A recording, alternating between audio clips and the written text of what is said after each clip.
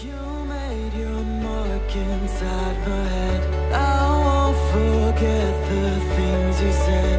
We are too young, we were so young.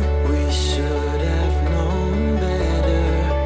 Nothing will ever change our minds. Cover your eyes and shut the lights. Just take my hands, let's take a chance. Ignite the sparks forever. We are taking control of our lives.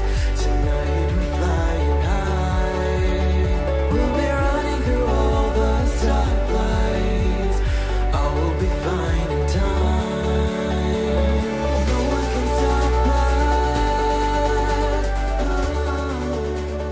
Memories will guide us. Hello Aquarius. This is Inspire 2016 with your weekly tarot reading for the week commencing the 14th of August until the 20th of August 2017. The first card for you is representing, how do you feel about yourself? Your card is the Ace of Pentacles. You may see new opportunities come your way to generate a new source of income, or you may be lucky enough to receive a financial gift or windfall. On a broader level, this ace indicates abundance in all areas of your life and a general feeling that you are indeed blessed and deserving of everything that comes your way. Operate by the law of attraction, and send out positive energy into the universe so that you may receive abundance in return.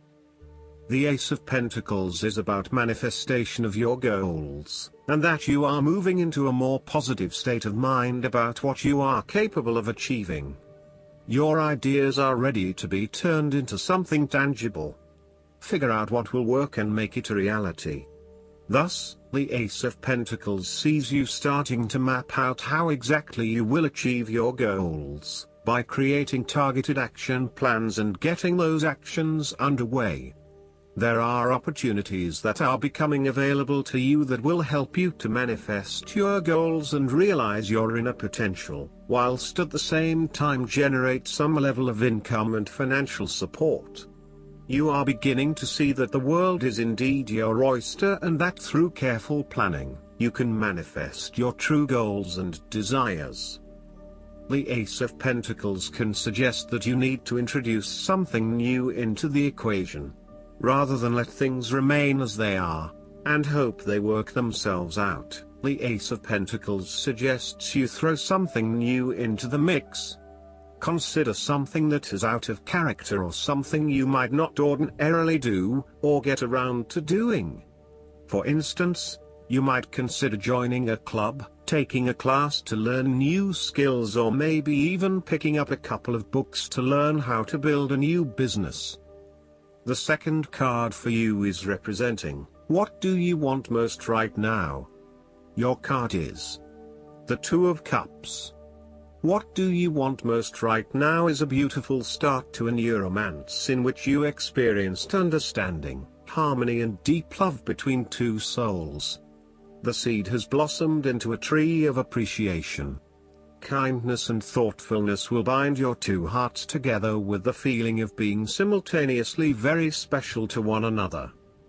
This card can also refer to marriage, proposals and engagements, particularly as this card portrays what looks like a wedding or hand fasting. It is a reflection of commitment between two individuals, to say that they will go through life together, always considerate of each other's needs and wishes. This card typically points towards a relationship that is based on mutual attraction and romantic inclinations. It reflects the clear, nurturing, supportive and heartfelt exchange of emotions that is the gift of a romantic relationship. The Two of Cups represents love that is nurturing, creative, clearly focused, inspirational and equally fulfilling. Outside of love, the Two of Cups reflects a partnership of sorts, be it a business partnership, friendship or even a relationship between a person and their pet. On first glance, the Two of Cups shares a similar message to the Lovers. However, the energy of the Two of Cups is slightly weaker than the Lovers card. whereas the Lovers is the reunion of two complete beings. The Two of Cups is a less mature union that, stable as it may seem, does have the potential to come undone over a longer period of time. So, while the union is strong now, it is not clear whether the relationship shown by the Two of Cups can stand the test of time. Only the two people involved can decide that. Despite the focus on the two beings shown on this card, the Two of Cups also points to what is happening within the individual. To be truly loved, deeply treasured and valued highly by others, you must first and foremost strive to create those feelings for yourself. That is, when you work toward loving yourself, you hold your inner spirit in high regard, treating it with deference and deep respect. When you see yourself in this positive light, other people cannot help but respond to your personal sense of value in an equally positive manner. The third card for you is representing your fears. Your card is the Four of Cups. You are afraid that an offer will not come your way. However, you must work hard to go out and get it. It is sitting right under your nose, so make sure you snap it up before you miss out. You may also be too focused on your own issues that you completely miss this opportunity or are unaware that it even exists. Keep your eyes and heart open to new possibilities, and release some of the focus on yourself to allow new opportunities to appear. The Four of Cups also reflects a time when you may be reluctant to open your heart to someone or to express your true feelings, instead withdrawing and isolating yourself from the other person.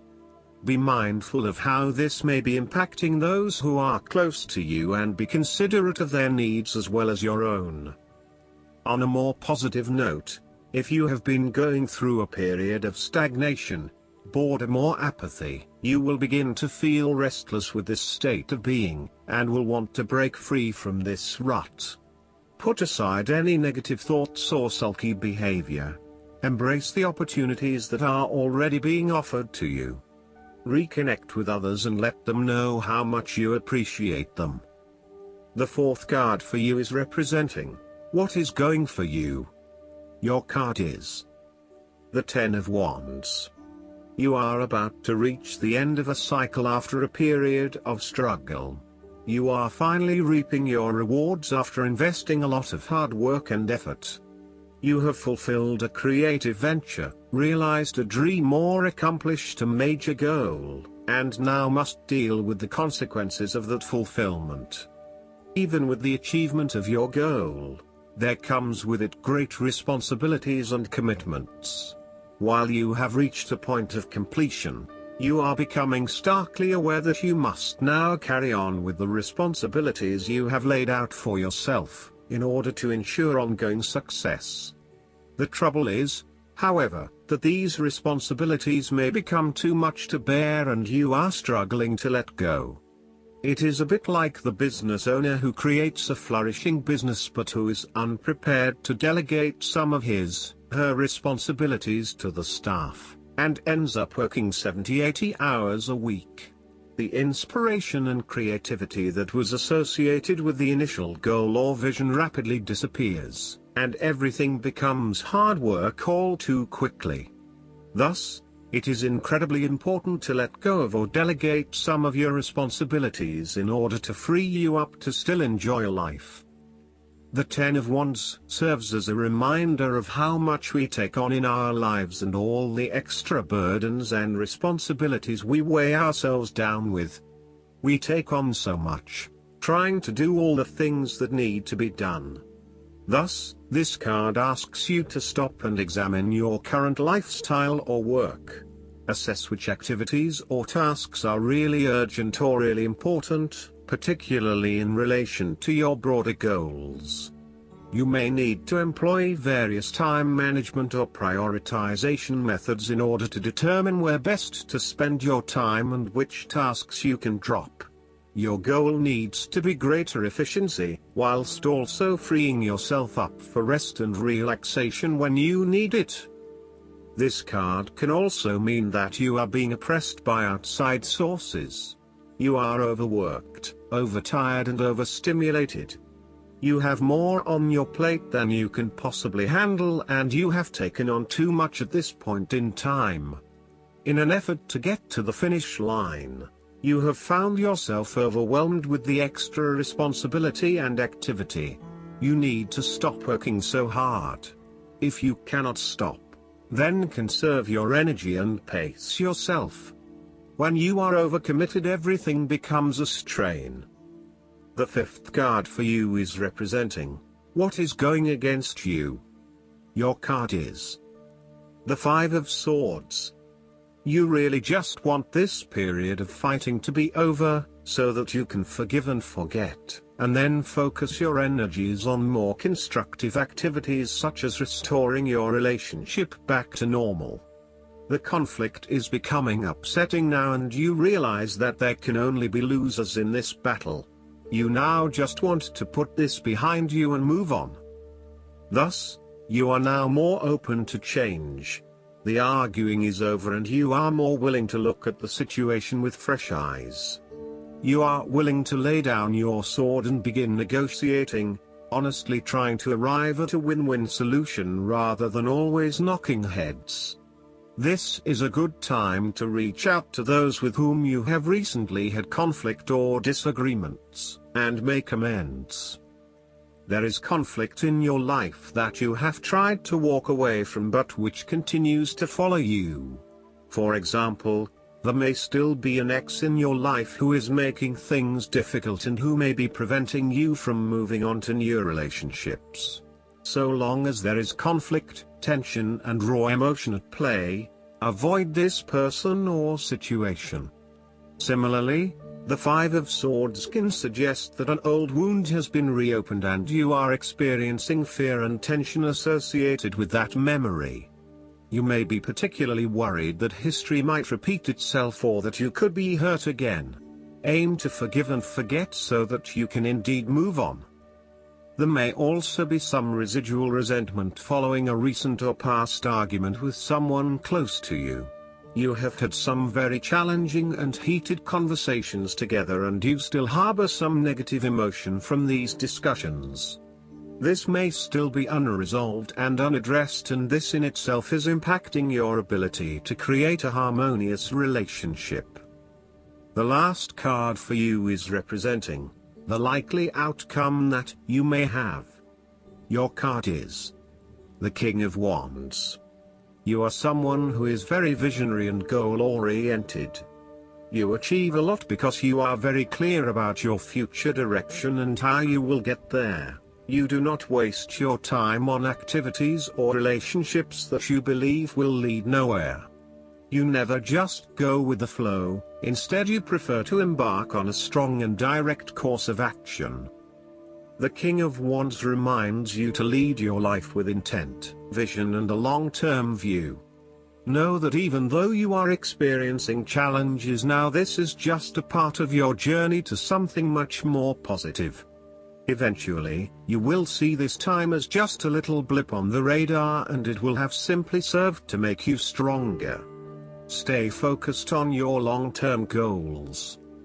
The appearance of the King of Wands also suggests that an opportunity is presenting itself to you, and you now have the power to accept the opportunity and take on the challenge. You are the determining factor in this situation, and circumstances will navigate in the direction you steer them. Indecision or doubt will not be appropriate responses when clarity and confidence are acquired. However, as you progress in this new role, it will begin to feel more comfortable. The negative aspect of the King of Wands is that he can be arrogant and even aggressive in his pursuit of his goals. He may be conscious or unconscious of this. For example, most of the time he does not show enough restraint to know when assistance is not needed or wanted, and he can sometimes make things worse by doing what he thinks is the right thing. Furthermore, once successful, he may become easily carried away with his newfound status and grandeur.